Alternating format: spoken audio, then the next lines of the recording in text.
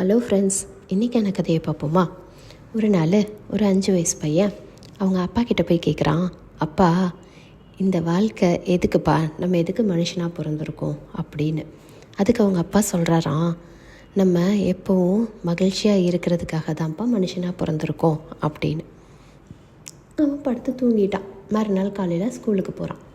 ஸ்கூலுக்கு போனோன்னே அன்னைக்கு கிளாஸில் அவங்க டீச்சர் கேட்குறாங்க, அங்கே இருக்க ஸ்டூடெண்ட்ஸ் எல்லாம் பார்த்து, நீ வாழ்க்கையில் வளர்ந்து பெரிய ஆளானோன்னு என்ன பண்ண போகிறீங்க அப்படின்னு.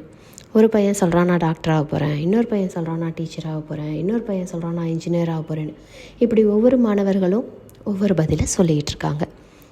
இந்த பையனோட டர்ன் வருது. டீச்சர் இவனை பார்த்து கேட்கும்போது இவன் சொன்னானா, நான் மகிழ்ச்சியாக இருக்க போகிறேன் மிஸ் அப்படின்னு.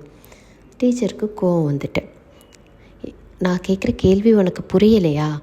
வாழ்க்கையில் பெரிய ஆளாகி நீ என்ன பண்ண போகிற அப்படின்னு.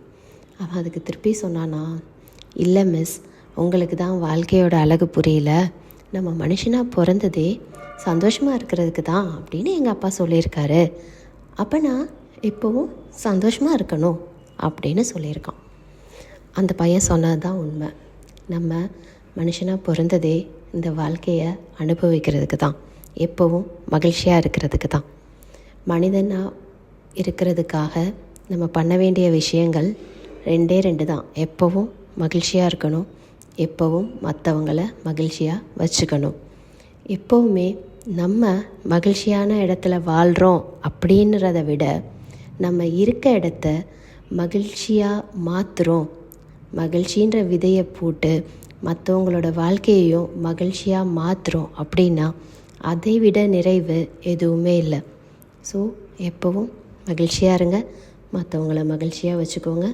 இந்த வாழ்க்கை வாழ்வதற்கே. Thank you friends. இந்த கதை பிடிச்சிருந்ததுன்னா லைக் பண்ணுங்கள், ஷேர் பண்ணுங்கள், சப்ஸ்கிரைப் பண்ணுங்கள். தேங்க்யூ.